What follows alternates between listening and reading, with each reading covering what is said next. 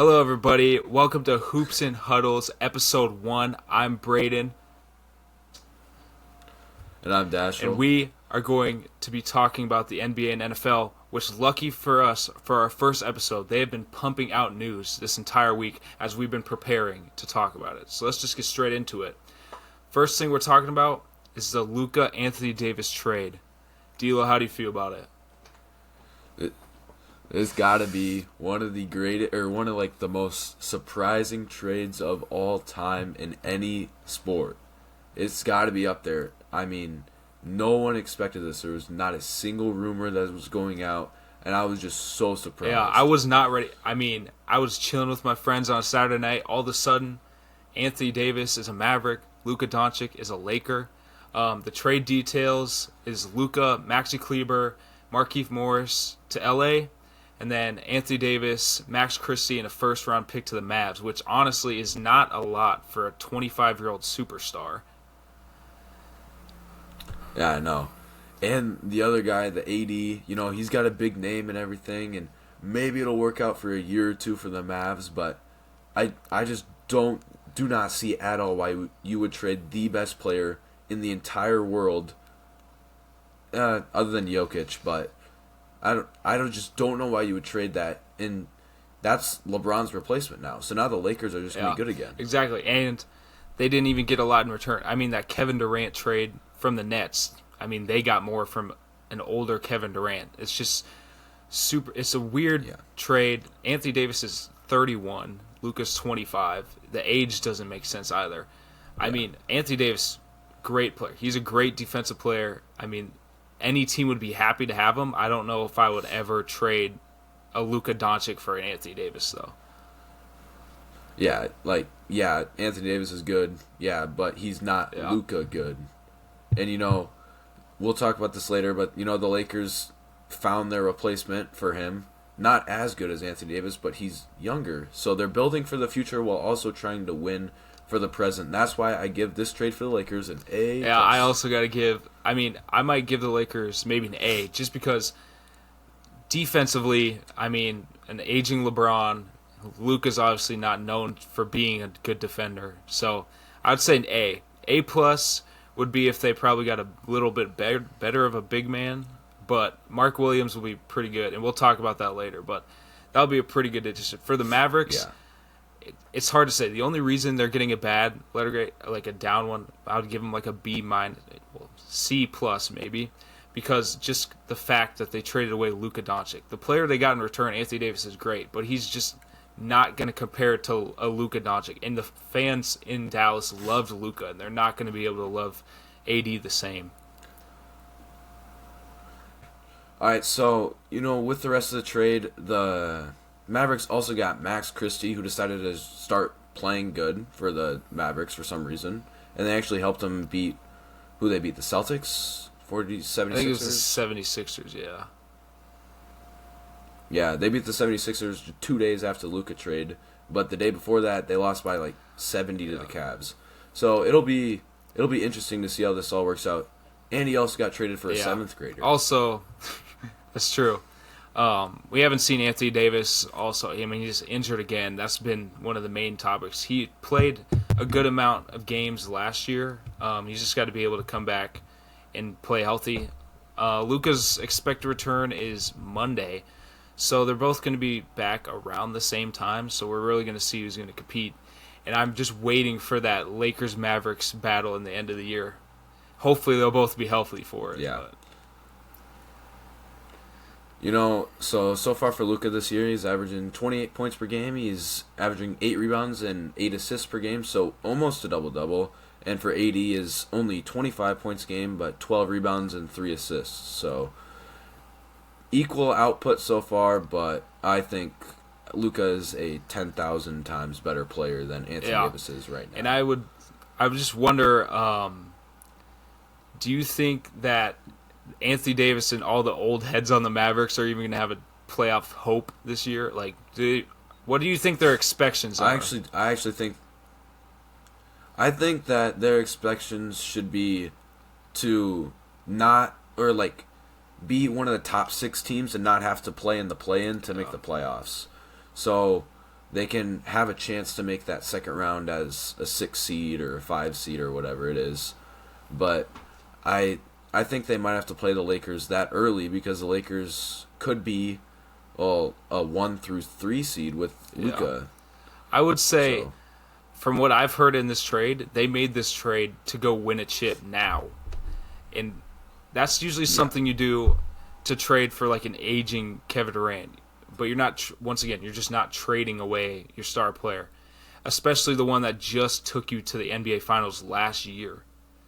It just makes no sense to me. Yeah. This is why it's going to be one of the most surprising trades of all time. Neither player wanted to leave. They didn't have a problem. Yeah. And they still made the trade. And do you think the real reason is Luka's conditioning? No, I actually think the real reason is the Lakers want to get LeBron his last chip before he leaves. That's why I think the whole thing went down. I think it all has to be centered around it just has to be. He is the most influential player in the NBA, and I think either something happened in the locker room that we don't know about, or LeBron wanted it to happen and they found a way. But on the Mavericks side, what was the reason they traded Luka? Well, apparently it's according to his condition, but I think it's, and I don't know. I mean, it's got to be. It's just. This is why it's so surprising because nobody has the answer for it. Conditioning is not the answer. Yeah. You can't blame it on conditioning and then look at him. He's scoring almost 30 points a game this year. That's not going to say anything at all. So. Yeah, and defense is barely present in the NBA. Only defense that's present is for centers, really, and they only look at blocks per game. There's not really like. Nobody's like, oh, you're a great perimeter defender, and that's what makes you a superstar. It's just you're a perimeter defender. You're a role player. Now, Luka here, you score 30 points a game. We can win games scoring 30 points with you and 20 points with LeBron and scoring 130 points in a night, rather than scoring 90 and trying to play good defense to win. I think ultimately the Lakers know what pieces have. I mean, Jared Vanderbilt's a great defender. Rui Hachimura. They still have the defenders they need, and I think they saw that and they said, well, we can lose that little bit of defensive presence for an extra, 10 points a game? I mean, that's huge when it comes to the end of a game. Yeah. And also just clutch factor. I mean, Luka has no fear in taking clutch time shots. You saw it against Rudy Gobert in the Eastern Conference Finals last year. So the Lakers completely won this trade in my book. Yeah. And I do think that LeBron's going to be okay with taking that backseat and being that second scoring option, especially with him being so old. I think he's going to want to do whatever it takes to win. So, what do you think about that? I mean, obviously, the reason AD was brought to the Lakers is because they needed a little extra push, and it ended up working the first time, obviously with the chip against Miami. But I think, I'd have no problem with LeBron being a second guy on a team. I don't think he does either. I mean, he's still making a lot of money, and he has a son on the team. I mean, he's getting whatever he wants, and that's why the Lakers did a perfect job on this trade, and they didn't even have to get rid of LeBron. So, yeah. Well, and do we think if LeBron does win that chip, or is he already GOAT status? Or if he does win a chip this year, is he GOAT status? Or? To me, he is definitely already GOAT status. He's been GOAT status for me. But, yeah. I mean, how can you score the most points? You be in top 10 for almost every all-time stat and not be in the GOAT status. Also, just a couple nights ago, he was the second player to score 40 at the age of 40. Only the other person is Michael Jordan, of course, but... yeah, he's up there. No, it's going to be... well, soon, I guess, the LeBron fans are going to be old heads pretty soon. I guess Jordan played, 30 years ago? It's quite a long ways away, so... LeBron fans are almost old heads now. It's going to be me. So I bet... I'll be the one telling my kids, back in my day, I saw LeBron James dunk it. Yeah. Yeah.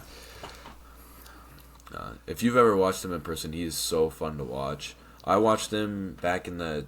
I was younger, but 2016 Cavs days when they won the championship. I watched. It was just elite basketball with him, Kevin Love, and Kyrie just going pretty much just playing in a triangle. It was elite. It was. You still watch him to this day. I mean, last night against the Warriors, went 4 for 4 from 3 in the first half. I mean, he's hitting the logo threes. He's still that guy, and it's so. I mean, you've never seen it before. Yeah. All right. Why don't you tell us about the next trade?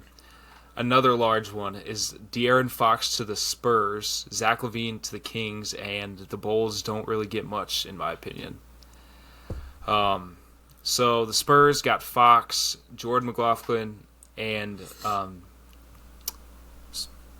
right. So the Spurs got De'Aaron Fox, Jordan McLaughlin. The Kings got Zach LaVine, 3 first-round picks, and 3 second-round picks. And the Bulls got Zach Collins, Trey Jones, Kevin Huerter, and a first-round pick.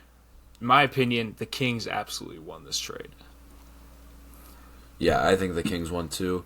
I think this is probably the most even trade we'll look at today because the Spurs are building to that we want to win here in the next 5 years or so with Wemby and the end of the Chris Paul era. Well, he's probably almost done anyways, but they're trying to build that, that foundation. But I think that the Kings did a really good job even giving away their best player, getting in also elite talent and elite draft capital in return. I mean, you guys think about it. Zach LaVine's pairing back up with DeMar DeRozan in Sacramento as well. And they still, I mean, the amount of draft capital they got is more than the Mavs got for Luka. I mean, on the other hand of this, the Bulls got some good role players. I don't know if it was getting rid of Zach LaVine for those players. This is what I really don't like about 3-team trades in the NBA. It's like two superstar players or 2 stars are traded for each other, and then one team's kind of just thrown in there for like picks and then like a bench roll swap. It just doesn't make sense to me, like why that should be a thing. The Jazz love to do that. I swear they're always the third team. But yeah, the Spurs are going to be very scary. I mean, Chris Paul is going to be a mentor for De'Aaron Fox for a year. I don't know how long Chris Paul is going to stay. Then you got Greg Popovich, I would say probably the best coach of all time. And he's going to be able to teach them. And obviously, Wembanyama on the team is going to take you anywhere. He already has more blocks than over half of the all-time NBA history. So,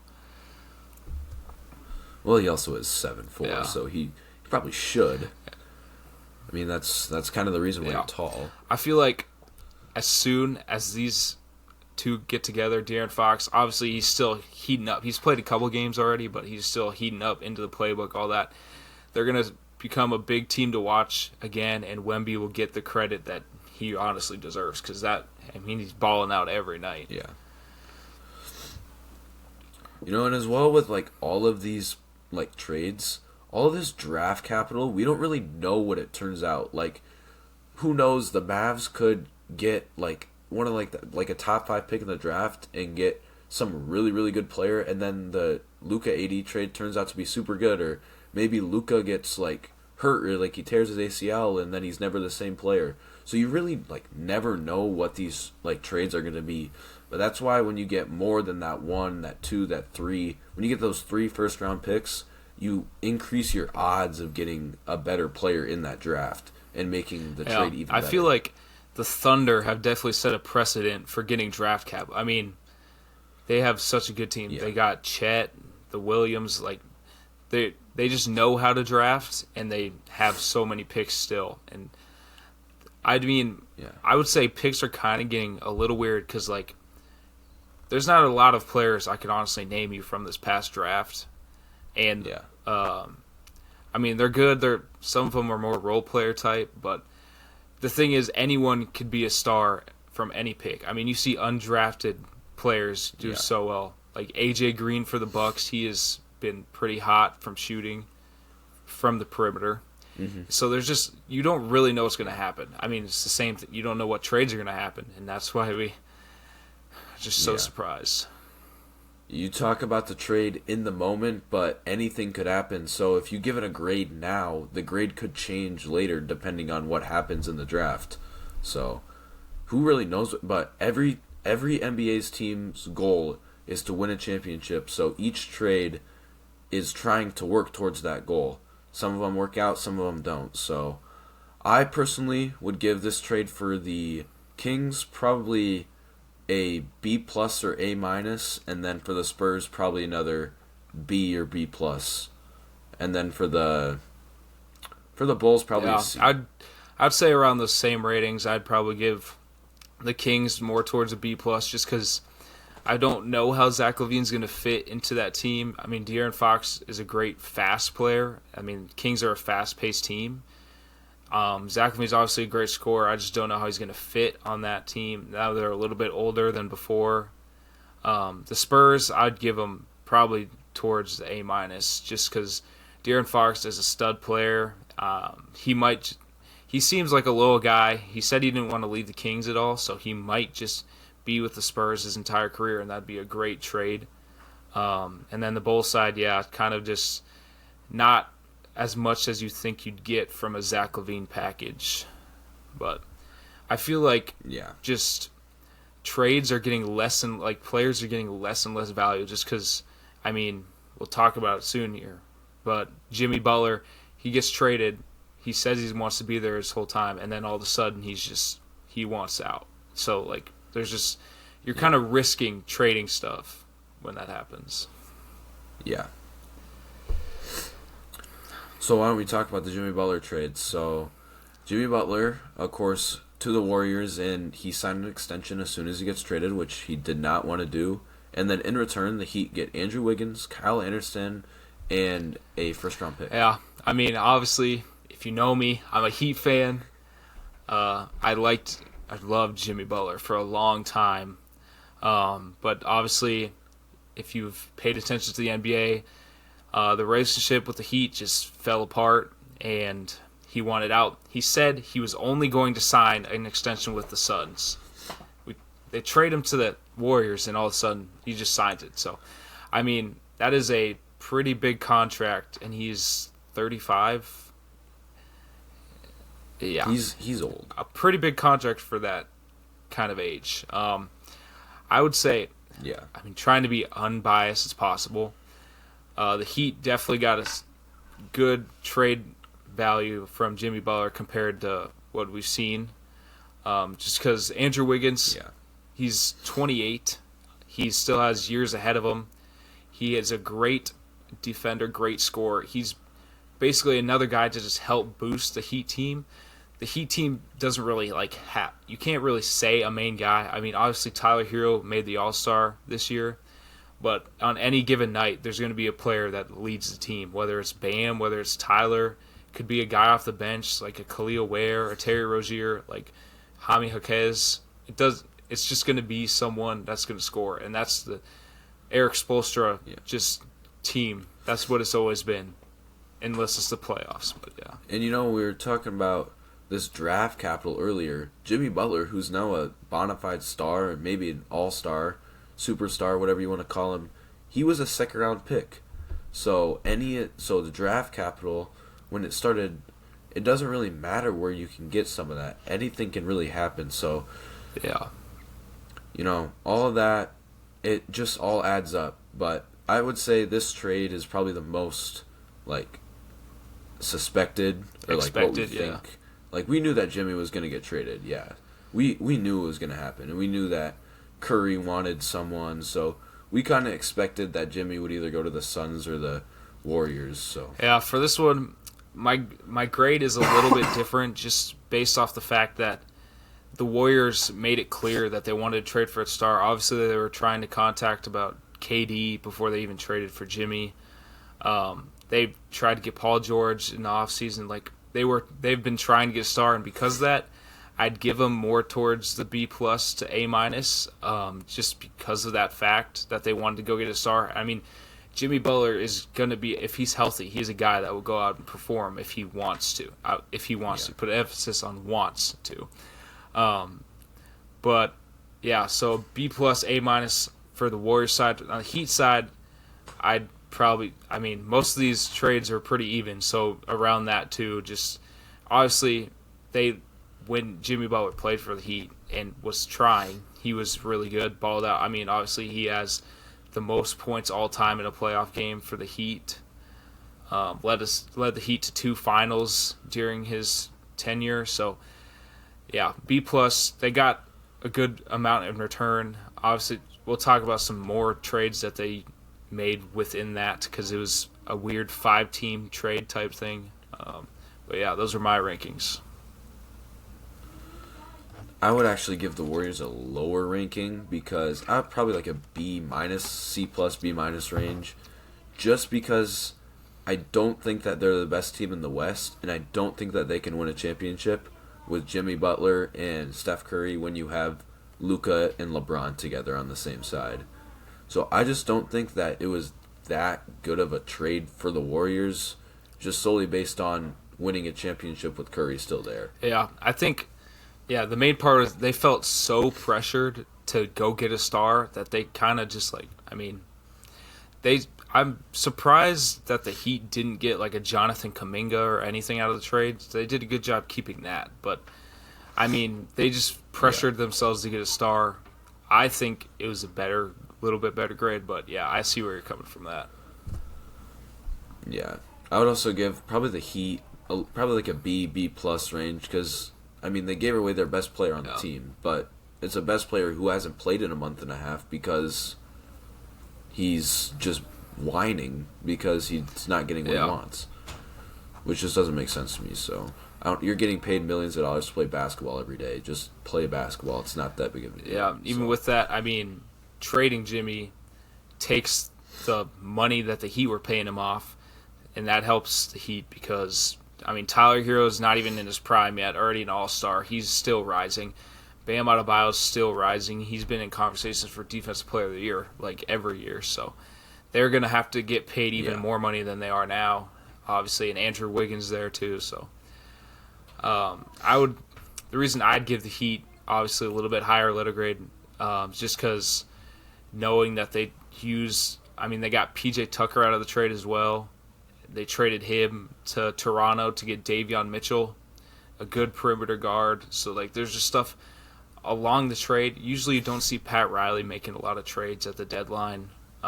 The last trade they actually made before this was, I'm pretty sure, the Terry Rozier trade, which is obviously another exciting one. But just Pat Riley being able to make moves is something more surprising that Heat fans haven't seen. And so that's why I'd give him a little higher grade. But and you're also a Heat fan, so you know a lot more about the trade than I do. And you might be a little bit biased too. But so now let's move into the All-Stars here. So for the East, we have Giannis, Brunson, Mitchell, Jason Tatum, Cat, Jaylen Brown, Pascal Siakam, DG, Darius Garland, Cade Cunningham, Evan Mobley, so 3 Cavs on the team, Dame Time, and Tyler Hero. So what do we think about that? Are there any snubs or one anything? of the big snubs that people didn't like was LaMelo Ball.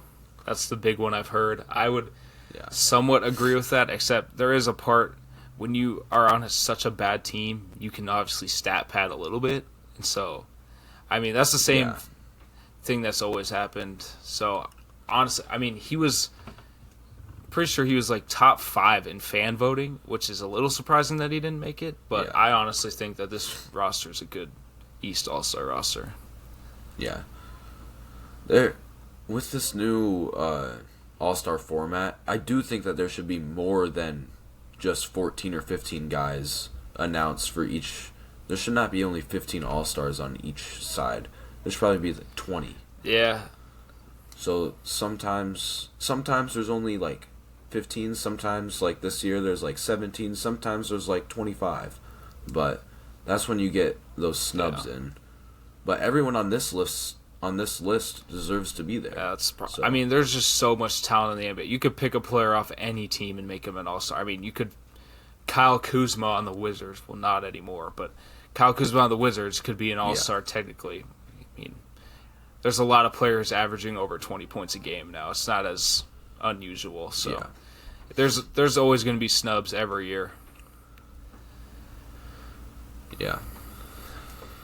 And in the West, we have Steph, KD, Shea, LeBron, Jokic, Anthony Edwards, Anthony Davis, James Harden, Jaren Jackson Jr., Alperen Sengun, Jalen Williams, and Wemby. So, obviously, there's a lot of different names over here. Yeah, I feel like the West is always one that's going to change. I mean, you've seen Steph, KD, LeBron. They're always in it.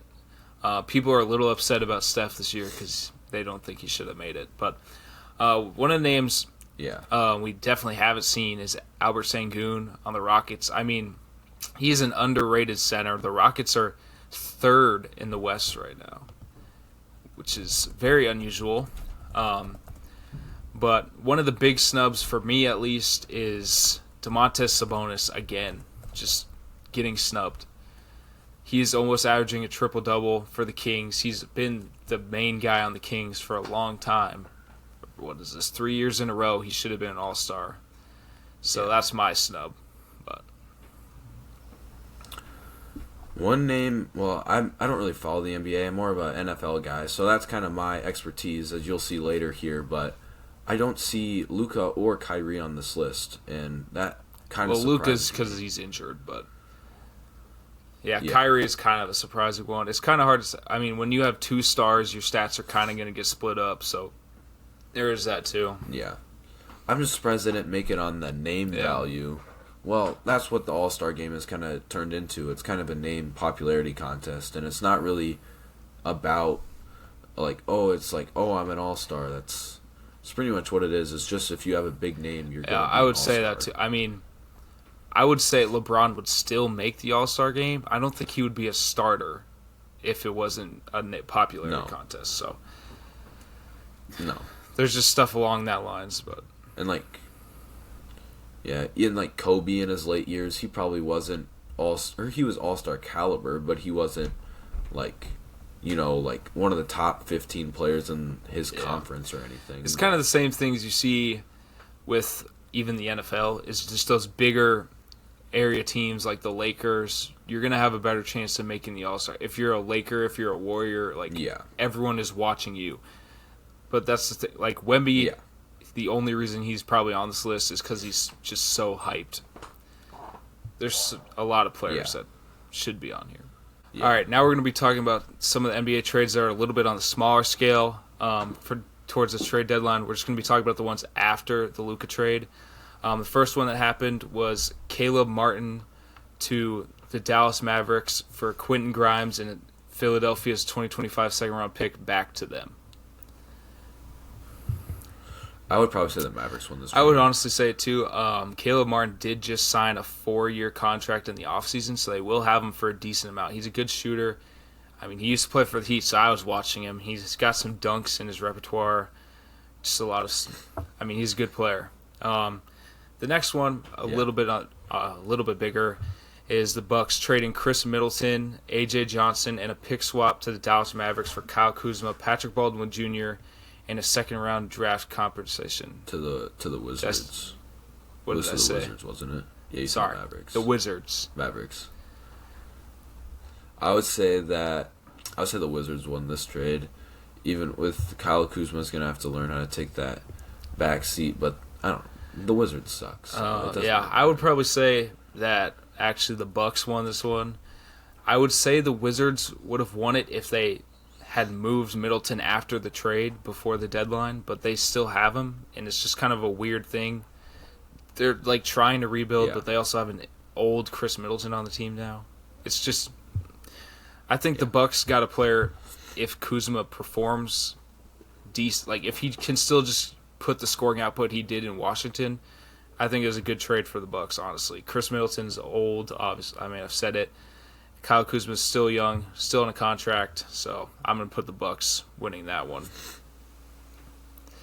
Yeah. The next one is the Boston Celtics trading Jaden Springer and their 2030 second-round pick to the Houston Rockets, and they're both also exchanging heavily protected second-rounders, kind of just like a no-name trade. It's just a filler. So, I mean, both teams did fine on that one. It does. Next one, Pelicans trade center Daniel Theis and draft compensation to the Oklahoma City Thunder for just some money. So just a bag of chips at this rate. I would say, the Thunder won. They got a player out of it. They're kind of just Hardenstein and Chet have had a little bit of injury problems. They're both kind of back now, so it's another just kind of weird trade. The Wizards trade Jonas Valanciunas to the Sacramento Kings for 2 second-round picks. I think the Kings probably win this one. Well, no, actually, I think I'd probably say the Wizards won this one just because just another old player they don't need, so they're just getting rid of him. So I would say that. I actually think the Kings won because they didn't really give up very much, and they have a backup center / power forward that they can use for even more veteran presence. And this one is kind of weird. Dennis Schroeder was part of the Miami Heat trade, originally to Utah. Then he wasn't to Utah. Anyway, he's in Detroit now. Yeah. I don't even know what Detroit gave up. So apparently he got traded like 4 times in a day or something like that, It was weird, but I don't know. NBA headline's a lot different than NFL. So I'm going to say the winner of that one was Dennis Schroeder for finding a team. Next one, Miami Heat. They received PJ Tucker from Utah in the 5-team trade, and then they proceeded to trade him in a second-round pick to Toronto. We talked about earlier for Davion Mitchell. I got the Heat with this one. They get a young perimeter defense guard. Just trade away a bag of chips and a printer. Yeah. So. Yeah. I also think the Heat won this trade with Davion Mitchell. And PJ Tucker is also very, very old. So I don't really think that. And then another weird thing was that Kyle Anderson, he was not supposed to stay on the Heat, but the trade fell through, so Kyle Anderson is still on the Heat. I would say the Heat probably won that one. Kyle Anderson's not that bad. I mean, his nickname is Slow-Mo, so. Slow-Mo? Let's see, the next one. The Knicks trade center Jericho Sims to the Bucks as part of the Wizards trade. So, I mean, once again, like, these trades were so confusing because there's just so many teams that weren't really in there. Yeah. It just doesn't make sense. Why should there be 5 teams making a trade, and some of those teams are giving up a lot and then only get draft picks in return. You don't really know where these picks are going, and there's protections. There's if it's a lottery pick, it goes back to the original team that traded it, or there's a whole bunch of stuff. So you don't. So really the know. Full part of this was Delon Wright from the Bucks and cash went to the Knicks for Sims. Wright's a guard. Sims is another big. I don't really know the Bucks' depth at center, but that sounds like they did need a center. I know they have a lot of guards, so I'd probably give this one to the Bucks.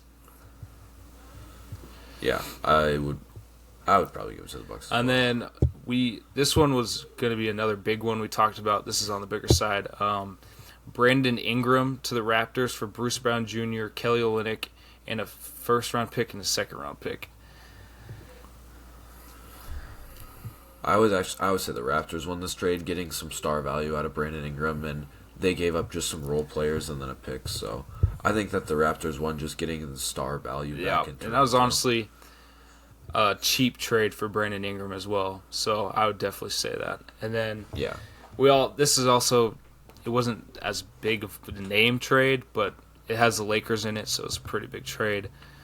Trading Dalton Connect, Cam Reddish, a 2031 unprotected first-round pick, 2030 pick swap to the Hornets for center Mark Williams. Yeah. Everybody's kind of going crazy, why would the Lakers trade Dalton Connect? Well, he has not been playing good. He's only been averaging 7 points and shooting 25% from 3, and they just traded away Anthony Davis and got Mark Williams to replace him as a young center. So they're trying to win now while also building for the future. So that's why I think the Lakers are probably the winner of the trade. Yeah, I would say that the Lakers definitely won this trade. It's going to be weird because Mark Williams is kind of he was compared as not being able to, he doesn't play as much, he's injury prone. Obviously, he played for the Hornets. So I don't know how much of that was actually him like being injured or just not wanting to play. Dalton Connect is a good guard, but here's the thing: they just traded for Luka. They don't need another guard, so I feel like that's why they just felt they could trade him. And the Hornets lost this one mainly because they had a chance to draft Dalton and they picked someone who's not as good over him. So, yeah. So the next one was the Suns trading Yusuf Nurkic and a 2026 first-round pick to the Charlotte Hornets for Cody Martin, Vassell Mikic, and a 2026 second-round pick.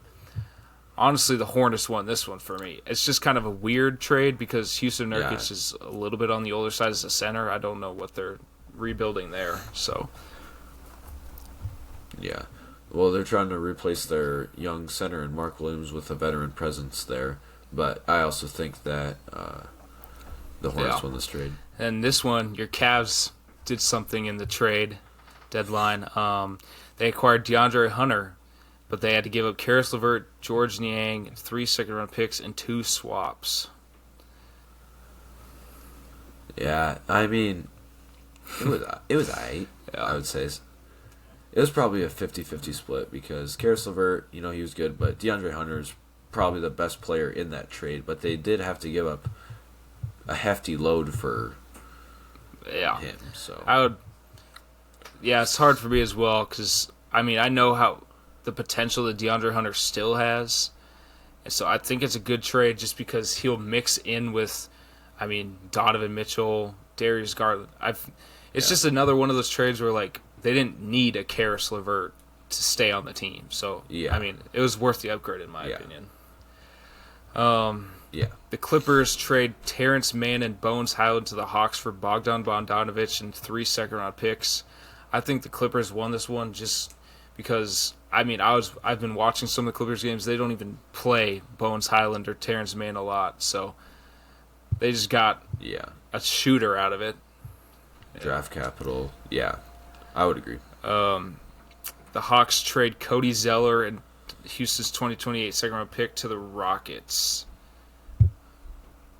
I'm guessing just for money again, which, I mean, the Rockets get a center, which just to back up Sengun. The Grizzlies trade Marcus Smart and a 2025 first-round pick to the Wizards. That sends 2 second-round picks to Memphis, as well as Marvin Bagley to the Grizzlies. Yeah. Marvin Bagley, second overall pick. Welcome back. One of the bigger busts that we've seen. Just kind of a weird move. I mean, they had Jared Jackson Jr., Zach Edey. I mean, I know Marcus Smart was dealing with injuries, so that was one of the main reasons they did that. But this one's kind of underrated just because of what went down with Kevin Porter Jr. But he got traded from the Clippers to the Bucks for Marjon Beauchamp. So, I mean, I think that's a pretty good deal by the Bucks. They've had a quiet but a good trade deadline. Honestly, they made some upgrades. So another one, the Pacers trade James Wiseman to the Raptors. They've also had kind of a weird. That PJ Tucker trade was not the best, but I mean they got Brandon Ingram, James Wiseman. I still think he has potential. I think Steve Kerr kind of like messed his career up, which they didn't play him right. But and that was it for the trade deadline. So all of this trade deadline, it's got to be the greatest trade deadline in NBA history, maybe in sports history. Got to be the most action-packed trade deadline. Yeah, honestly, I think it's the NBA's revival attempt. They needed something. Yeah. So, my question for you is, who won the trade deadline? Well, as I already said, I think the Lakers definitely won the trade deadline. They are trying to build for the future while also trying to win now for LeBron. So I think they did everything right, and Luka kind of just fell in their laps. I would say So for me, kind of a quiet, not really quiet because they got Zach LaVine, but the Kings had a pretty good trade deadline. Obviously, Jonas Valanciunas as well, but they got very good draft capital for De'Aaron Fox, and I just think they're going to go along with that, as well as the Bucks also just getting a little bit younger, still building around Giannis, still making it a point that they're building around Giannis. Obviously, he kind of like is honest if he's unhappy or not, so that was a good move by them as well. yeah. All right, so now we're on to the NFL, and obviously, you guys are going to see this on the Saturday before the Super Bowl. So this is actually Super Bowl week. So Super Bowl predictions: who do we have winning? Obviously, the NBA kind of took over the Super Bowl week, but as much as I hate to say it, the Chiefs are going to win the Super Bowl. And it's just sad for me to say because I do not want to watch them three-peat, but there's just no way Mahomes is going to be able to lose a Super Bowl with those refs that he has in his hands. Yeah. Well, just to play devil's advocate, I guess I think the Eagles are going to win the Super Bowl. I would also say that the Chiefs are probably going to find a way to win, but I think the Eagles are the overall better team and they should win, but the Chiefs are just too good in these games to where the Chiefs are just going to find a way to win.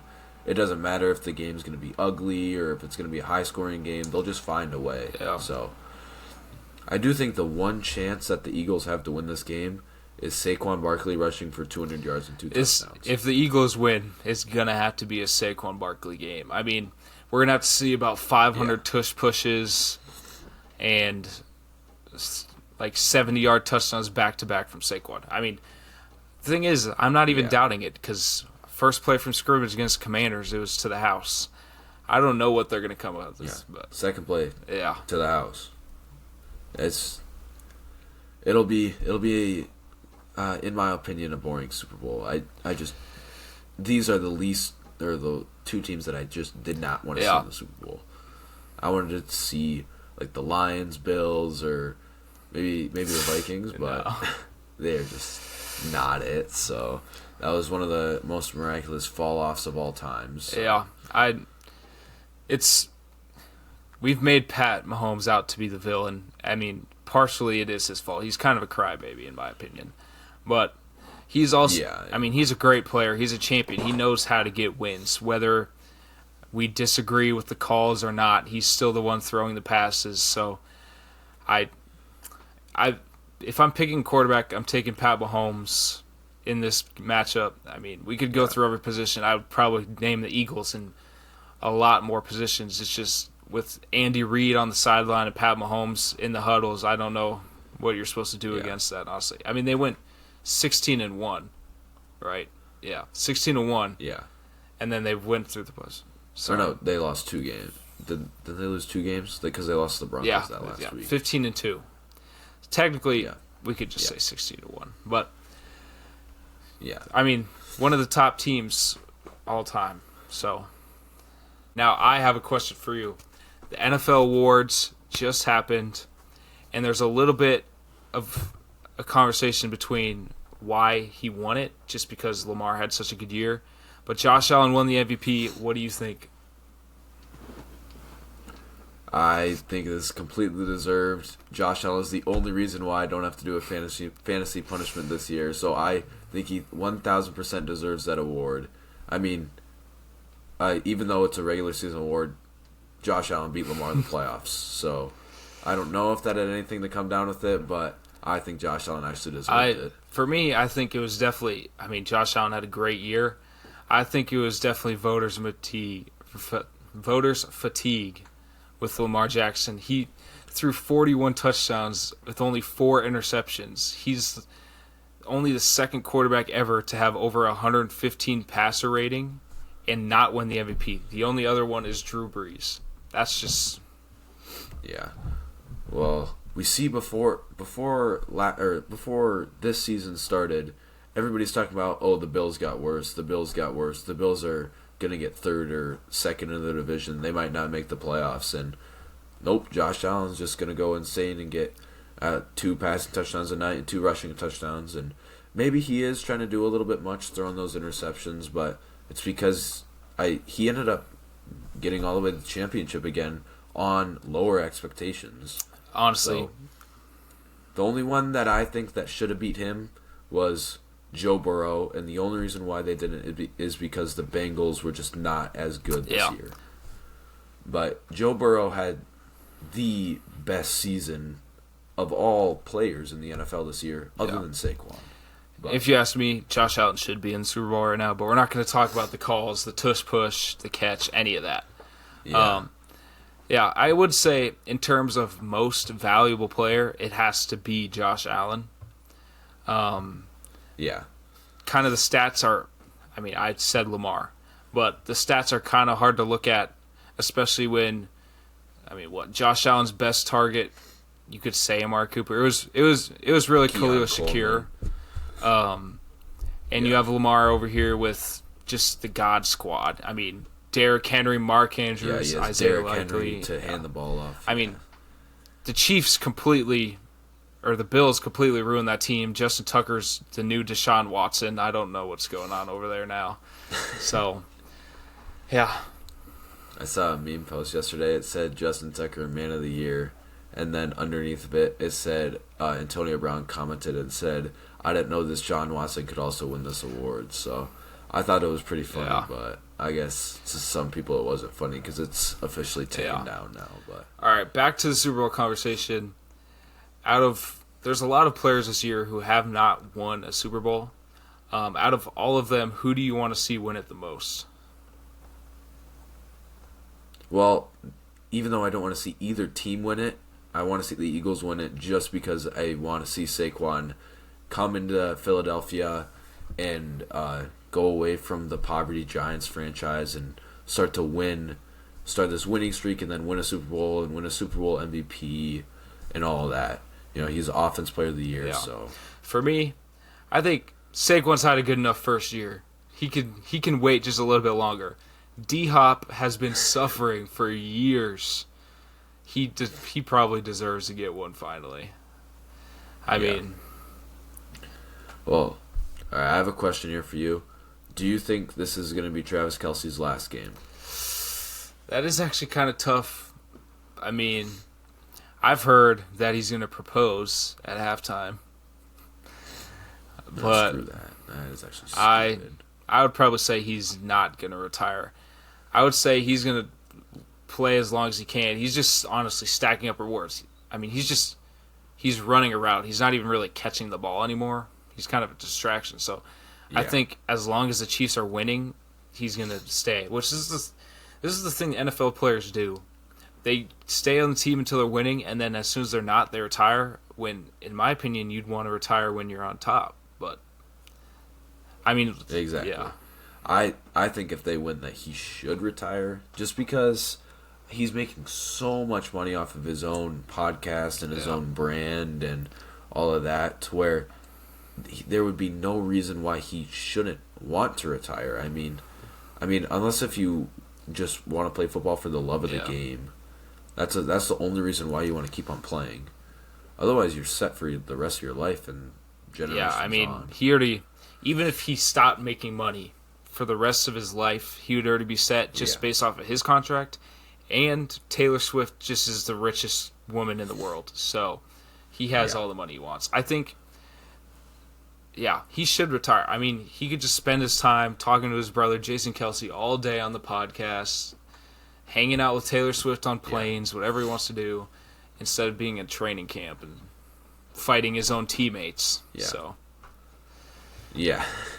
Well, one thing that I do think the NFL just did not capitalize on is, they do not pay their halftime performers, and I think they should have tried to incentivize Taylor Swift to perform in either this year's halftime show or last year's halftime show, just purely based on views and all of that money that the NFL could bring in from that. And I think that the NFL should change the rule on letting those halftime performers get paid for their work. I kind of get where they're coming from. Like, being able to sing at the Super Bowl halftime does promote your name a lot, but obviously people don't care about that because we have Kendrick Lamar singing this halftime show.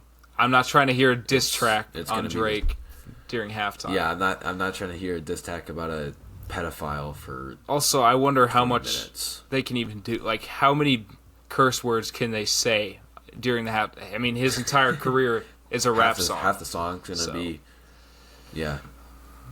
Certified lover boy, certified bleep. Yeah. It's just not gonna. I don't know.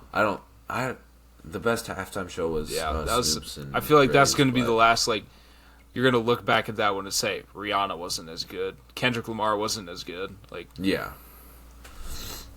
Everything's just gonna be compared. especially because now they're doing like Jack Harlow for Thanksgiving and stuff. Like, there's just more stuff going on that the Super Bowl halftime isn't even that impressive. Don't forget about Jello. For the divisional round. I think that's why the Lions lost. They didn't swerve the corner. No. That's probably it. All right. So now we got the Myles Garrett officially requests a trade from the Browns. So why do we think this is? Well, I know the answer. They're just not good at all. Yeah. He wants to win. I mean, how would you feel if you just lead the league in sacks, defensive player of the year practically, and you look at your team and you have 5 wins on the year? You're just not going to want to stay on there. It doesn't matter what amount of money you're making. There's that part where you want to win. You don't want to just be watching the other team score a million points on you. So I understand where he's coming from. Yeah. Well, some interest for these teams are the Lions, the Cowboys, the Bills, the Packers, the Commanders, and the Eagles. So who do we think that he's going to go to out of these 5 or 6 teams? I'm going to start off with saying the most scary is if he is a Lion or an Eagle. Those two would be absolutely scary, which is also why I don't think those are going to happen, just because the Browns also know that's scary. And I don't know how much picks they even want to give up, because, I mean, the Lions need depth wherever they can get it, and so draft picks are actually going to be really important for them, even if it is not getting Myles Garrett. I would probably say the Bills or the Commanders would be a good team for him to go to, just because, I mean, the Bills, they're not going to need, I wouldn't say they need to rely on earlier draft picks. They can kind of just get more depth from the back picks, and so just being able to, you could pair Myles Garrett and Von Miller for like a year, and then have Myles Garrett as your main guy, and then on, well, what were you say? Well, another thing is the money aspect. Who knows if the Eagles are going to be able to pay Myles Garrett, or if the Lions, after all of their contracts are up, are going to be able to pay. Well, the Cowboys can't pay anybody, so they're out. Yeah. They're not going to get it. I think that the Commanders will end up getting him, or he's just going to stay in the Browns. Yeah, that is the thing. The Commanders, it's easier for them. The only thing is, they're kind of like the Packers last year. They had a better than expected season. They want to build on that, so they're going to want to draft players. But Myles Garrett is a player I think is worth that, and you still have a quarterback on a rookie contract for 3 more years. So I think that money-wise, they are the best chance. Packers bias, I'd love to have Myles Garrett in a Packers jersey. Probably not going to happen, mainly because the draft is in Green Bay this year, and I don't think they're going to want to trade that first-round pick, especially when it's the 1 year that they're in the city. So, yeah. So, and then, well, that's probably going to be the biggest talk of the offseason. And now our final topic is Cooper Kupp was informed that he will be getting traded. What do you think about this? I think it's a good move for the Rams. Cooper Kupp's getting old, and they have, Puka Nacua. So I think this is probably the best move for them. And, with everything going on, I think that the Rams, they surprised everyone. They weren't going to make the playoffs, and then, the whole LA wildfires thing happened, and something lit a fire underneath the team, and they eventually came to be, they beat the Vikings, but I guess that wasn't as surprising as we thought it was going to be. Yeah. How ironic that they just caught fire. Yeah. But yeah, I would say this day and age is looking more like teams just don't really care about how long the players have been playing on the team or if they want to stay. It's a business. At the end of the day, it's a business. So Yeah. I think it's a good move. I don't know how much value they're going to get of it because, I mean, they've let everyone know that they don't want him. So you can definitely get him for cheap. I think this would be good for a lot of teams that are in need for just a veteran wide receiver. But I just would like to know what they're going to get back and what they're going to do towards the draft if they're going to go for a wide receiver. Because, I mean, Yeah. Puka Nakua is an amazing. He's going to be a great wide receiver one no matter what. So we saw it. I really think that the team that needs Cooper Kupp the most is the Buffalo Bills. I think that the Buffalo Bills should not go all out, but maybe a first or a second round pick and try to get Cooper Kupp at the draft Yeah. here in a couple. I wouldn't even say they'd have to give up a first. Maybe like a second or third round pick.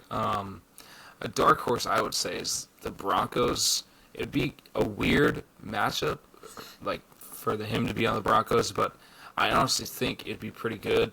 Sean Payton knows how to use wide receiver ones. I mean, we saw Michael Thomas, the slant master for those stretches. Yeah. I think that would be a pretty good team. I mean, the Ravens, the Steelers, the Cowboys are on interest, obviously, but they're on interest for every player. They want anyone.